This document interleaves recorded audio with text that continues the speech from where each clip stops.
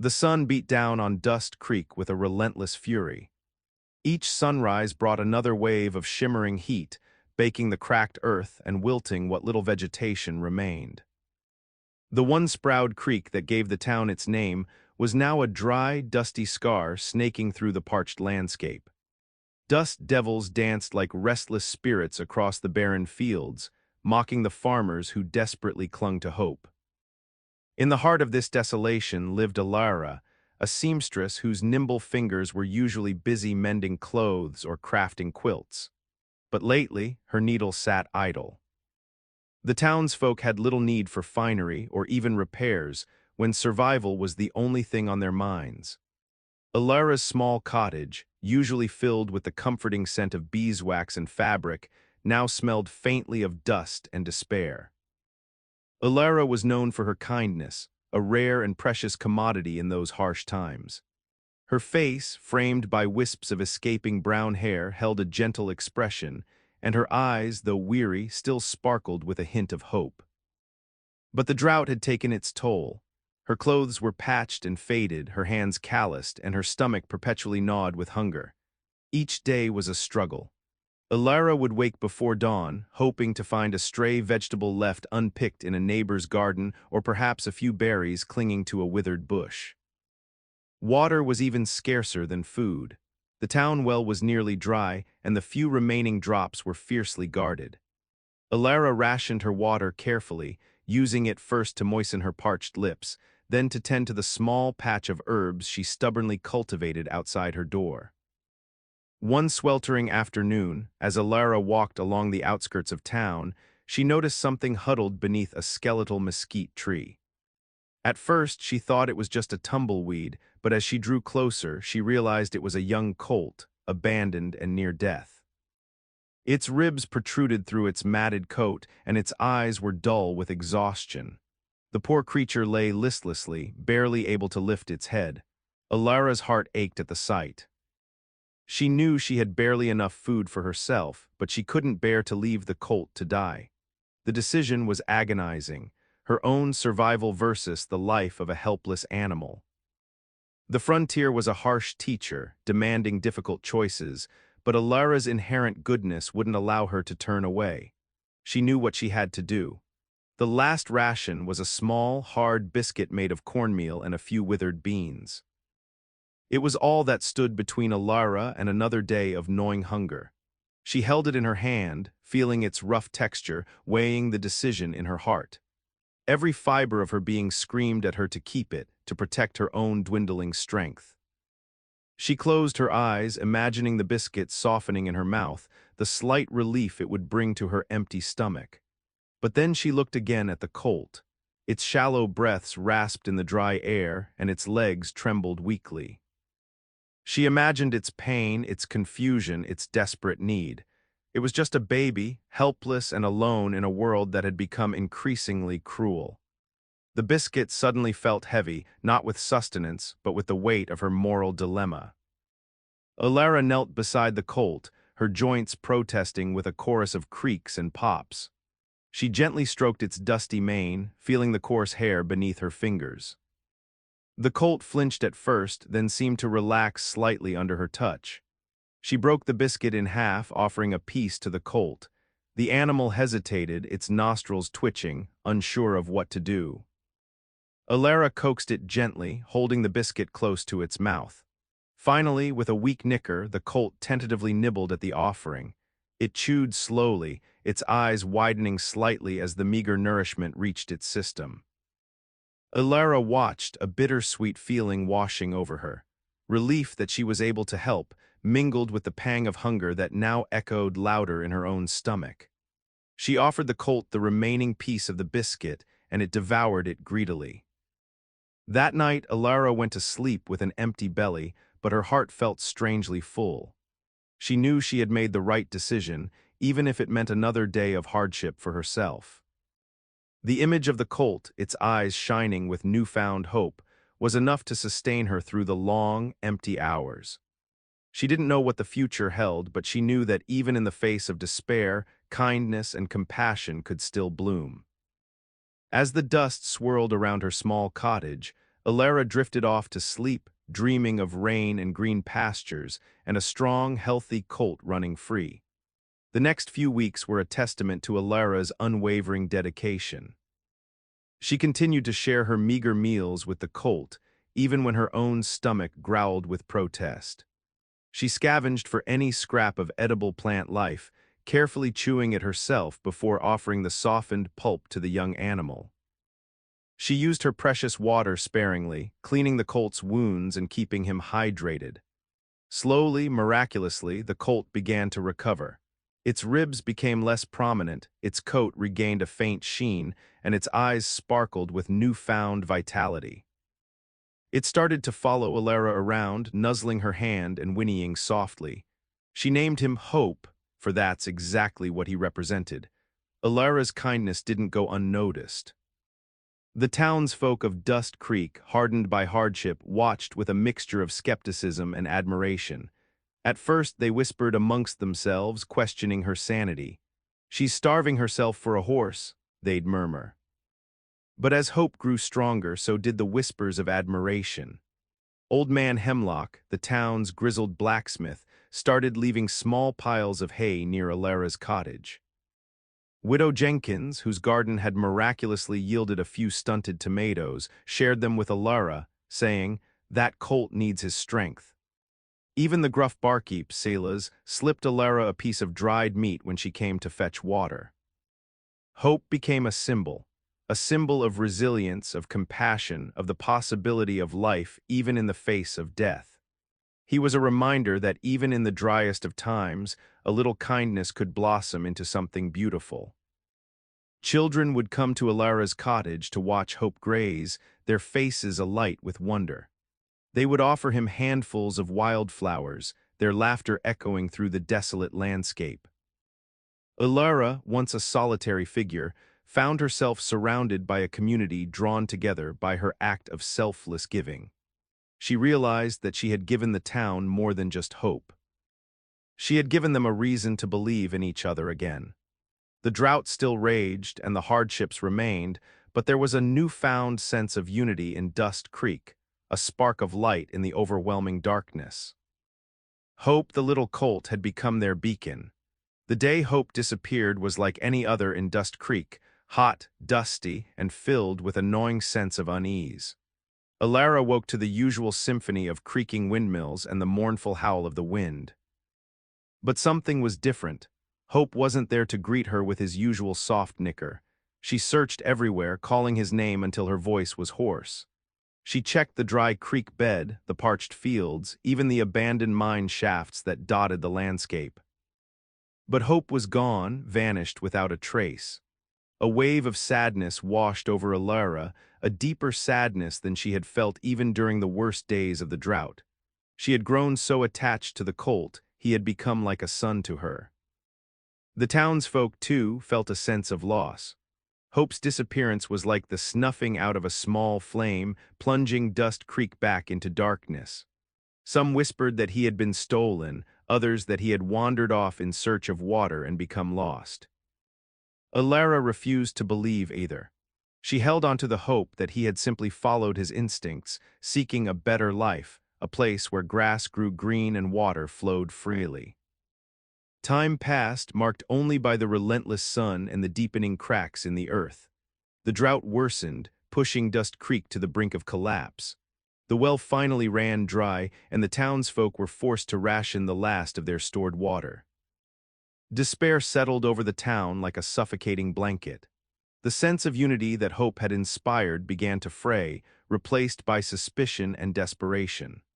Alara, though heartbroken by Hope's absence and weary from the unending struggle, remained resolute. She continued to tend to her small herb garden, finding solace in the simple act of nurturing life. She shared her knowledge of medicinal plants with the other townsfolk, helping them to treat their ailments and ease their suffering. Despite the hardships, Alara never regretted her decision to save Hope. She believed that even in the face of adversity, kindness and compassion were always the right choice. She trusted that somehow, someday, her act of selfless giving would be repaid. Even as the dust devils danced across the empty fields, mocking their plight, Alara held onto a flicker of hope, a belief that even in the driest of deserts, miracles could still happen. The arrival of Baron von Hesse was like a slap in the face to the already beleaguered town of Dust Creek. He rode in at the head of a small caravan, a stark contrast to the dust-choked wagons and weary travelers the town was used to seeing. His carriage was polished to a mirror sheen, pulled by four perfectly matched coal-black horses whose hooves seemed to disdain the parched earth. Von Hesse himself was a sight to behold, a grotesque parody of wealth and power. He was a large man, his face florid and jowly, framed by meticulously groomed side whiskers. He wore a velvet coat of deep crimson, adorned with gold braid and sparkling buttons. A heavy gold chain draped across his ample stomach, and a diamond ring glittered on his finger like a malevolent star. His men, a collection of hardened mercenaries, were equally out of place in Dust Creek. They wore leather armor and carried an assortment of weapons, their eyes cold and calculating. They surveyed the town with disdain, their presence a clear threat to the already vulnerable inhabitants. Von Hesse wasted no time in making his intentions known. He strode into the town's makeshift saloon, the only building that even remotely resembled a place of business, and announced in a booming voice that he had come to acquire the water rights to Dust Creek. He claimed that he represented a powerful corporation that intended to develop the land for agricultural purposes, and that the town's water source was essential to his plans. He offered a pittance for the rights, an amount that wouldn't even sustain the town for a month. When the townsfolk protested, von Hesse simply laughed, a cruel, booming sound that echoed through the saloon. He made it clear that he wasn't asking for their permission, he was simply informing them of his intentions. "You are a dying town," he sneered, his eyes sweeping over the gaunt faces and patched clothing. "You cannot survive without water, and I control the only viable source for miles. Accept my offer, and I will allow you to continue to exist. Refuse, and you will wither and blow away like dust in the wind." His words hung in the air, heavy with menace. The townsfolk of Dust Creek had faced hardship before, but they had never encountered a force as ruthless and powerful as Baron von Hesse. He represented a new kind of threat, one that could extinguish their hopes and dreams forever. The shadow of fear fell over Dust Creek, darker and more oppressive than the drought itself. The days that followed were a reign of terror for Dust Creek. Von Hesse's men, emboldened by his authority, began to systematically dismantle the town's already fragile existence. They started by destroying the windmills, smashing the delicate mechanisms with sledgehammers, leaving the townsfolk without any means of drawing water from the dwindling underground springs. Then they turned their attention to the gardens, trampling the precious vegetables and herbs that represented the last vestiges of life in the parched landscape. Widow Jenkins's tomato plants, carefully nurtured for months, were flattened beneath their heavy boots.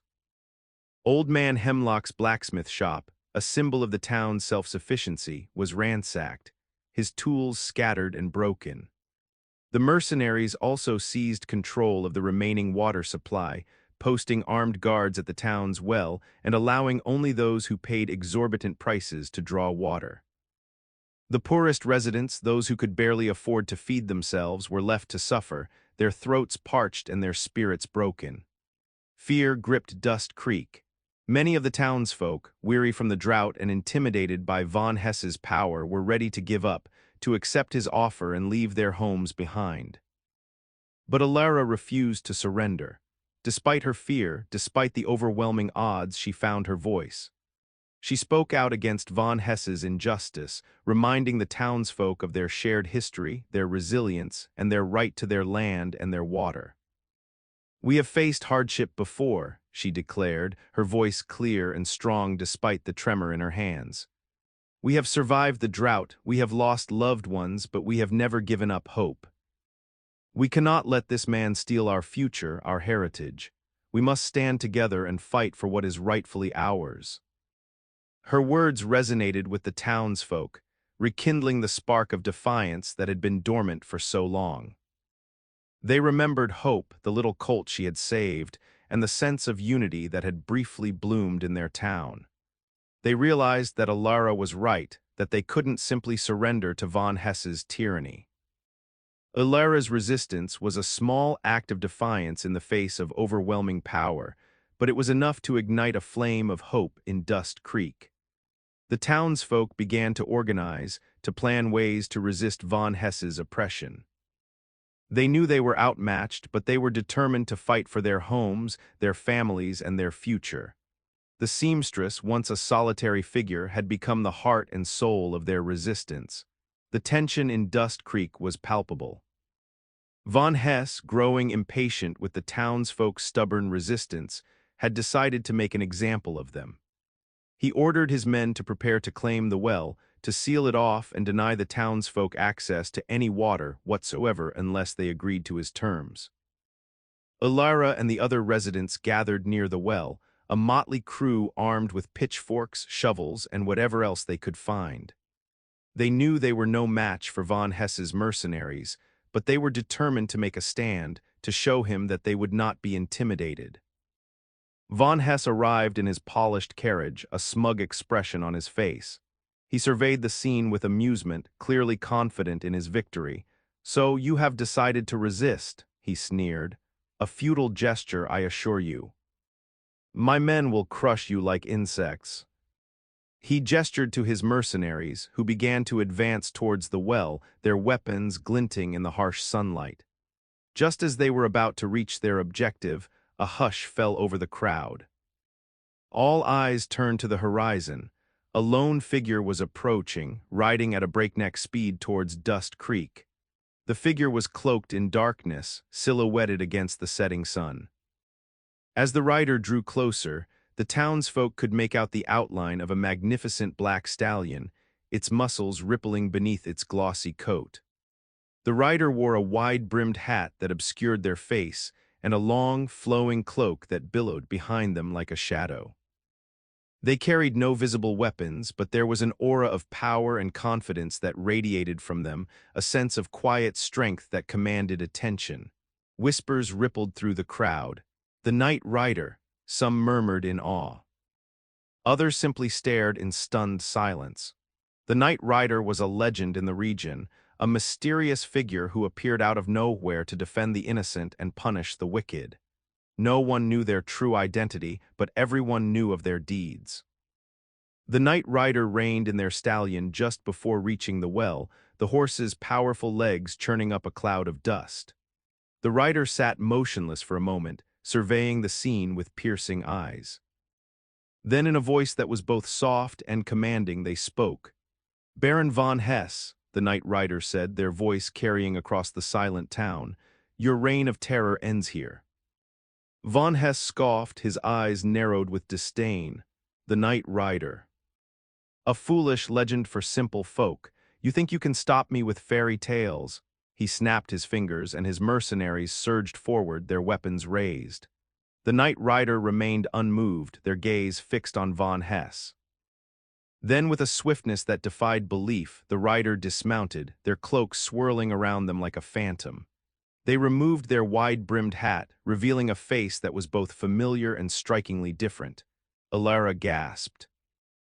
It was a young man, no older than 20, with strong features and piercing blue eyes that held a hint of sadness.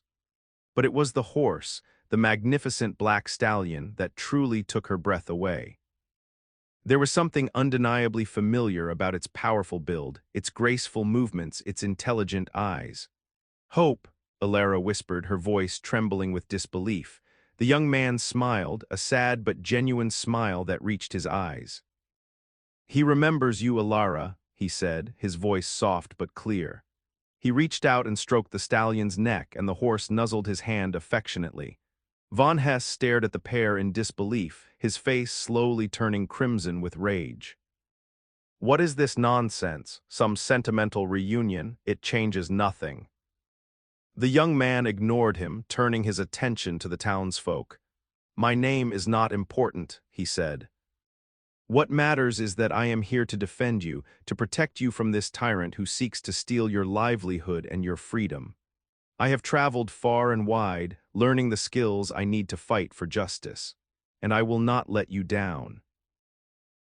He paused, his gaze sweeping over the faces of the townsfolk, taking in their weariness, their fear, but also their newfound hope. Alara's kindness saved my life, he continued, his voice filled with emotion.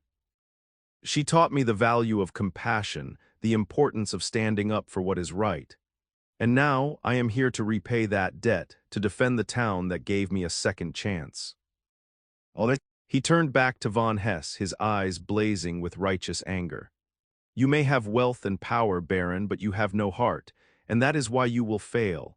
Because in the end, it is not strength that prevails, but kindness, compassion, and the unwavering belief in justice. With that, he drew two gleaming revolvers from his holster, their polished surfaces reflecting the setting sun like twin beacons of hope. The Knight Rider, the protector of the innocent, had returned to Dust Creek, and he was ready to fight. The battle erupted with the suddenness of a desert storm. Von Hess, enraged by the Knight Rider's defiance, screamed orders at his mercenaries, who charged towards the young man with a ferocity born of greed and desperation. The Knight Rider moved with a speed and precision that belied his youth. He seemed to anticipate their every move, dodging their attacks with ease and countering with lightning-fast strikes of his own. His revolvers barked, spitting lead with deadly accuracy. Mercenaries fell, clutching their wounds, their cries echoing across the parched landscape. Hope, the magnificent black stallion, was a whirlwind of power and grace. He moved like a dancer, weaving through the chaos of the battle, his hooves kicking up clouds of dust. He seemed to understand his rider's every command, responding instantly to his slightest touch. The Knight Rider used the terrain to his advantage, leading the mercenaries on a wild chase through the dry creek bed, around the abandoned buildings, and across the barren fields. He was a master horseman, able to control Hope with seemingly effortless skill. He leaned low in the saddle, dodging bullets and swinging his revolvers with deadly precision. Alara and the townsfolk watched in awe, their hearts pounding with a mixture of fear and hope. They had never seen anything like it. The Knight Rider was a force of nature, a whirlwind of justice sweeping through their desolate town. The battle raged on, the air filled with the sounds of gunfire, the screams of the wounded, and the thunder of Hope's hooves. The sun began to set, casting long, dramatic shadows across the drought-stricken landscape. The red light illuminated the dust devils that danced across the fields, making the scene even more surreal and apocalyptic. The Knight Rider, though outnumbered, fought with unwavering determination. He seemed to draw strength from the hope that he saw in the eyes of the townsfolk, from the memory of Alara's kindness, from the knowledge that he was fighting for something more than just himself. He was fighting for justice, for freedom, for the right of the people of Dust Creek to live in peace and dignity. The Knight Rider was a beacon of hope in the gathering darkness, a symbol of defiance against the forces of greed and oppression. And he was determined to win. Seeing the Knight Rider, their hope fighting for them ignited a fire in the hearts of the townsfolk. They realized that they couldn't stand by and watch. They had to fight too. Alara, her fear replaced by a surge of adrenaline, took the lead. She knew every inch of Dust Creek, every hidden path, every treacherous gully. She rallied the townsfolk, reminding them of their strengths, their resilience, and their determination to protect their homes. We may not have guns, she declared, her voice ringing with conviction, but we have something they don't. We have knowledge of this land. We know where the hidden springs are, where the quicksand lies, where the rocks are sharpest. We will use our knowledge to help the Knight Rider defeat these villains. Old Man Hemlock, despite his age, remembered the tunnels he had dug beneath his blacksmith shop to escape bandits in his youth. He led a group of townsfolk through the tunnels, emerging behind the mercenaries and surprising them with a barrage of rocks and debris. Widow Jenkins, with her intimate knowledge of herbs and plants, created makeshift smoke bombs using dried sage and chili peppers. She and a group of women launched the bombs into the air, creating a thick cloud of smoke that disoriented the mercenaries and gave the Knight Rider a tactical advantage. The children of Dust Creek, small but agile, acted as messengers, relaying information between the Knight Rider and the townsfolk. They knew every nook and cranny of the town, and they were able to move quickly and silently, avoiding detection. Even Silas, the gruff barkeep, played a crucial role. He used his knowledge of explosives to rig a series of traps along the main road, catching several of the mercenaries off guard and slowing their advance. The townsfolk of Dust Creek, armed with their knowledge, their courage, and their determination, transformed their desolate town into a deadly maze for Von Hess's men. They fought not with guns and swords, but with their wits, their ingenuity, and their unwavering belief in their right to defend their homes. They were a force to be reckoned with, a testament to the power of community and the resilience of the human spirit. The Knight Rider may have been their champion, but the townsfolk of Dust Creek were fighting their own battle, a battle for their survival, their freedom, and their future. As the battle raged on, the mercenaries, disoriented and demoralized by the townsfolk's unexpected resistance, began to falter. The Knight Rider, sensing their weakness, pressed his advantage, his revolvers blazing with relentless accuracy. One by one, the mercenaries fell, either wounded or captured by the townsfolk. Those who remained, their courage shattered, turned and fled, abandoning Von Hess to his fate. Von Hess, his face contorted with rage and disbelief, found himself surrounded by the Knight Rider and the determined people of Dust Creek. He realized that his plans had been foiled, that his power and wealth were meaningless against the combined strength of their unity and their unwavering belief in justice. "This isn't over," he screamed, his voice hoarse with fury. "I will return with a force you cannot resist. You will all regret this." The Knight Rider simply shook his head, his eyes filled with pity. "It is over, Baron," he said, his voice calm but firm. "Your greed and your ruthlessness have blinded you to the true power of compassion and community. You may return, but you will never defeat us. Because we are not just fighting for ourselves, we are fighting for a better future, for a world where kindness and justice prevail." Von Hess, defeated and humiliated, was forced to sign a document relinquishing all claims to Dust Creek's water rights. He was then escorted out of town, his polished carriage and matched black horses a stark contrast to the dusty and determined faces of the townsfolk who watched him go. With Von Hess gone, a wave of relief washed over Dust Creek. The townsfolk cheered, their voices echoing through the desolate landscape. They had faced a formidable foe, but they had emerged victorious, their unity and their courage proving stronger than any amount of wealth or power. The Knight Rider, his duty fulfilled, prepared to leave Dust Creek, but before he departed, he addressed the townsfolk, his voice filled with gratitude and admiration. "You have shown me the true meaning of courage," he said. "You have taught me that even in the darkest of times, hope can still bloom. Never forget what you have accomplished here today. Never lose faith in yourselves and never stop fighting for what is right." The town's water rights were secured. Dust Creek was safe, and the spirit of hope was reborn. As the sun dipped below the horizon, painting the sky in hues of orange and purple, the Knight Rider prepared to leave Dust Creek. He mounted Hope, his magnificent black stallion, and turned to face the townsfolk, his eyes filled with gratitude and admiration. He paused, his gaze lingering on Alara, who stood at the front of the crowd, her face etched with weariness but also radiant with pride. He dismounted once more and walked towards her, his steps slow and deliberate. "Alara," he said, his voice soft but clear, "I cannot leave without thanking you, without acknowledging the profound impact you have had on my life." He took her hand, his touch gentle but firm. "Your kindness, your compassion, your unwavering belief in the goodness of others saved my life when I was just a helpless colt. You gave me hope when I had none, and you taught me the true meaning of love and sacrifice." He paused, his eyes searching hers. "It was your example, Ilara, that inspired me to become the Knight Rider. It was your selfless act of giving that showed me the importance of protecting the innocent and fighting for justice.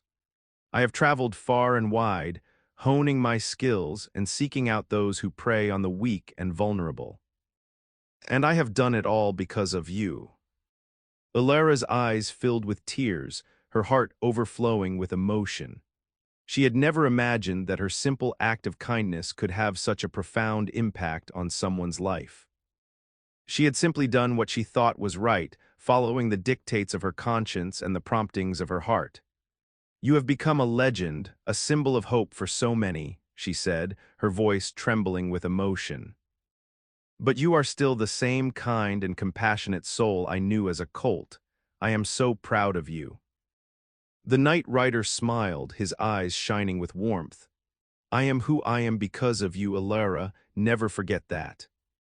And never doubt the power of kindness, even in the darkest of times." He released her hand, his gaze lingering on her for a moment longer. Then he turned and mounted Hope, his black stallion, and prepared to ride off into the sunset. But before he did, he raised his hat in a final salute, a gesture of respect and gratitude to the woman who had changed his life forever. The Knight Rider, the protector of the innocent, rode off into the night, leaving behind a town filled with hope and a woman whose simple act of kindness had inspired a legend. As the Knight Rider, mounted on Hope, rode off into the fiery sunset, a lone cloud appeared on the horizon. It was small at first, barely visible against the vast expanse of the sky. But it grew larger with each passing moment, its edges darkening as it gathered strength. A hush fell over Dust Creek as the townsfolk watched in anticipation. They had endured so much hardship, so much loss, that it seemed almost too good to be true. Could it be, could their prayers finally be answered? A single drop of rain fell, then another and another. The drops grew heavier, faster, until a steady rain began to fall on Dust Creek. The parched earth drank it in greedily, the dust turning to mud, the air filling with the sweet scent of moisture. The townsfolk cheered, their voices filled with joy and relief. They raised their faces to the sky, letting the rain wash over them, cleansing them of the dust and despair of the drought.